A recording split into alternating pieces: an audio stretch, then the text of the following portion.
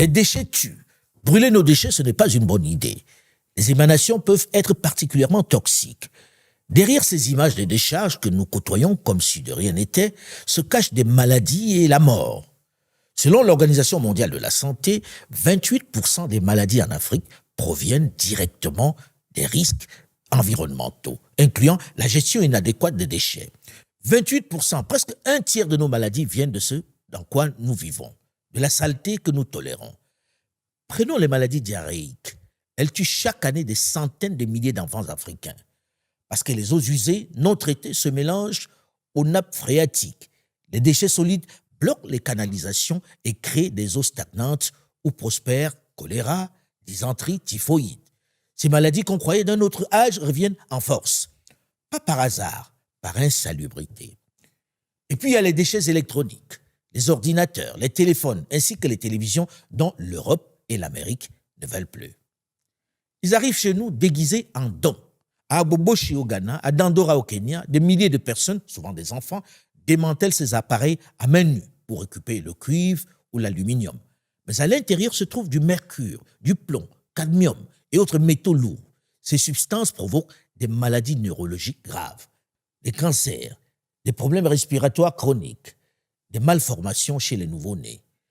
Les travailleurs informels de ces décharges, ceux dont personne ne parle, développent des maladies de peau, des infections pulmonaires, des troubles cognitifs. Leurs enfants naissent avec des taux de plomb dans le sang 10 fois supérieurs à la normale. En 2006, l'entreprise néerlandaise Trafigura a déversé 500 tonnes de déchets toxiques au port d'Abidjan en Côte d'Ivoire, ce qui a causé 17 morts et plus de 300 000 blessés. 300 000 personnes intoxiquées par des déchets que l'Europe ne voulait pas traiter chez elle, parce que c'était trop cher et que c'était plus simple de les envoyer ailleurs. Pendant ce temps, nos enfants jouent à côté de ces décharges. Ils respirent ces fumées toxiques et boivent cette eau contaminée. Reportage de Julien Mouketo en immersion sur une des importantes décharges de la ville de Brazzaville au Congo. Ici à Brazzaville, comme dans beaucoup de grandes villes africaines, le centre-ville présente une vitrine, un environnement propre, presque raffiné. Mais dès qu'on s'éloigne des grandes avenues, les quartiers suffoquent sous les déchets. Vraiment,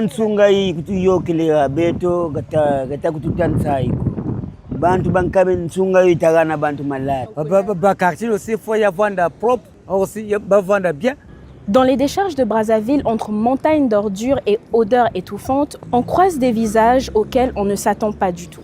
Des enfants, certains âgés de seulement 9 ans, qui fouillent les déchets à la recherche de fer ou de cuivre à vendre. Ce qu'ils y trouvent leur rapporte quelques centaines de francs au prix de leur santé et de leur enfance. Ici, les habitants vivent au rythme des dépotoirs improvisés. Cet enfant a 9 ans. Presque chaque jour, il fouille les ordures pour trouver du fer à revendre. Pour lui, les déchets sont une ressource, pas un danger. Les gens font quoi avec? Ça arrange même le camion. Quand tu cherches le fer comme ça, là, tu gagnes combien parfois? Je gagne même 500. 500. Pourquoi tu viens chercher l'argent? Il n'y a pas rien pour manger. Ta maman sait que tu viens ici. Oui.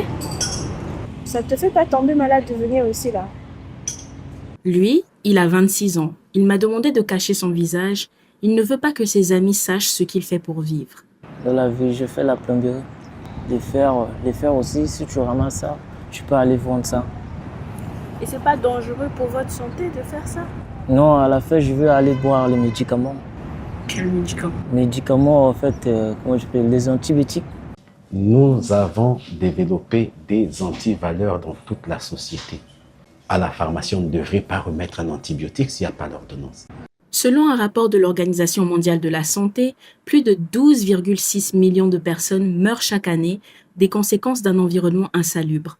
Rien qu'en Afrique, on estime à 2,2 millions le nombre de décès liés à la pollution, à la mauvaise gestion des déchets et au manque d'assainissement. Les enfants sont les plus vulnérables. Chaque année, 1,7 million d'entre eux, de moins de 5 ans, meurent à cause de maladies liées à l'environnement, comme les infections respiratoires ou les diarrhées. Il y a plusieurs risques. Les mouches, qui sont des vecteurs des maladies.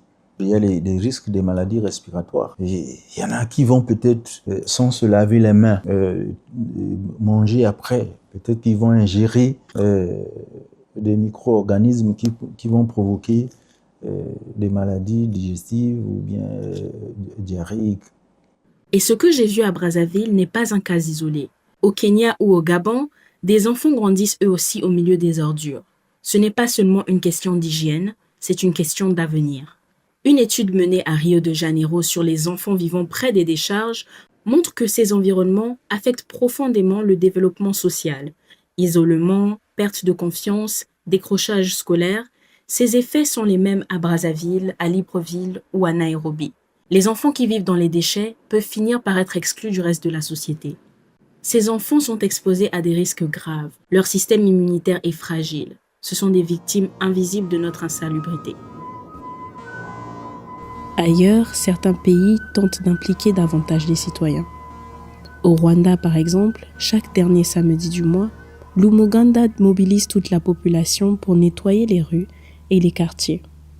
Un modèle de responsabilité partagée qui montre que la lutte contre l'insalubrité ne peut pas reposer uniquement sur l'État.